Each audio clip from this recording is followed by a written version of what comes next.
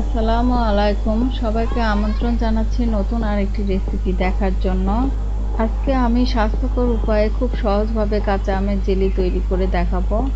আর এটা বানিয়ে বছর জুড়ে সংরক্ষণ করে খেতে পারবেন। আশা করি রেসিপিটি আপনাদের ভালো লাগবে। তো চলুন দেখে নিন এর পুরো প্রস্তুত প্রণালী।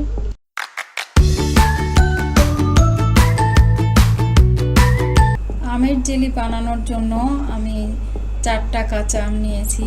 এই 4টা আম প্রায় 1 কেজির সমান হবে। এই আমগুলো ভালো করে ধুয়ে খোসা ছাড়িয়ে ছোট ছোট পিস করে কেটে নেব। ছোট ছোট পিস করে কেটে নিয়েছি।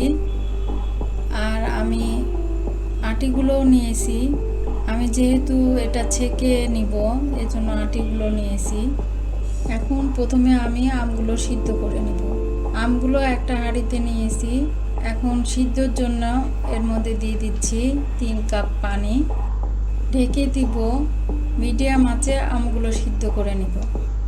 মাঝে একবার ঢাকনাটা খুলে নেড়ে দিব। আমগুলো এখনও ভালো মতো সিদ্ধ হয়নি, আমি আরও একটু সিদ্ধ করে নেব। আবারও ঢেকে দিব।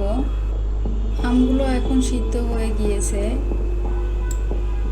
যখন এরকম স্বচ্ছ দেখাবে আর একটু গলা গলা হয়ে যাবে তখন আমি এটা নামিয়ে নিব। চুলা থেকে নামানোর পর সরাসরি একটা ছাঁকনির উপরে ছেঁকে নিব। এই আমগুলো দিয়ে আমি নেক্সট ভিডিওতে আমসত্ত্ব বানিয়ে দেখাবো। জেলি বানানোর জন্য আমার এই আমের পানিটাই লাগবে। জেলি বানানোর জন্য একটা হাঁড়িতে আমি নিয়ে নিচ্ছি ছেঁকে নেওয়া 2 কাপ আমের পানি। দিয়ে দিচ্ছি 2 কাপ চিনি। যতটুকু আমের পানি দিয়ে জেলি বানাবেন ঠিক ততটুকুই চিনি দিতে হবে। হাঁড়িটা আমি চুলায় দিয়েছি। এখন নেড়ে চিনিটা গলিয়ে নিব। আর চুলার আঁচ থাকবে মাঝারি। চিনিটা গলে গিয়েছে। সুন্দর একটা কালারের জন্য এর মধ্যে দিয়ে দিব সামান্য অরেঞ্জ ফুড কালার। আপনারা যে কোনো কালার দিতে পারেন। নেড়ে একটু মিশিয়ে দিব। এটা ঢাকা যাবে না, না ঢেকে বেশ কিছুক্ষণ জাল করে পানিটা শুকাতে হবে। নাড়তে নাড়তে যখন দেখবেন যে জেলিটা ঘন হয়ে এসেছে, একটা সুতার মতো হয়েছে। জিলাপি বানানোর সময় আমরা জিলাপি শিরার জন্য যেরকম একটা সুতার মতো শিরাটা বানিয়ে নিই, ঠিক সেই রকম হলে এর মধ্যে দিয়ে দিব 1 পিস লেবুর রস। লেবুর রসটা দিলে এটা জমে শক্ত হয়ে যাবে না আর দেখতে অনেক স্বচ্ছ দেখাবে। এটা আমি আরও 5 মিনিট জাল করে ঘন করে নামিয়ে নেব। জেলিটা নামিয়ে নিয়েছি।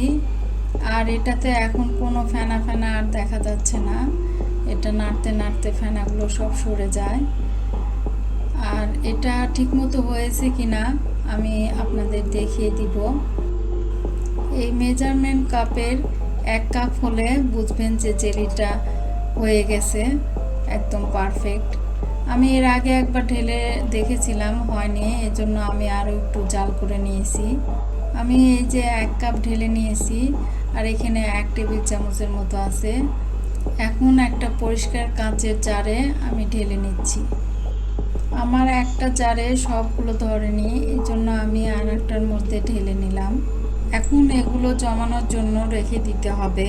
নড়াচড়া যেন না হয় ঠিক সেই জায়গায় 7-8 ঘন্টা রেখে দিতে হবে।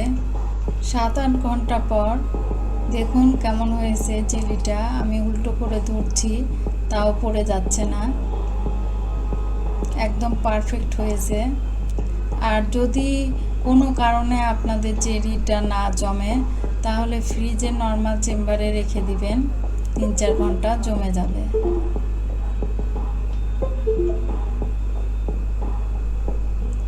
দেখুন কত সুন্দর হয়েছে।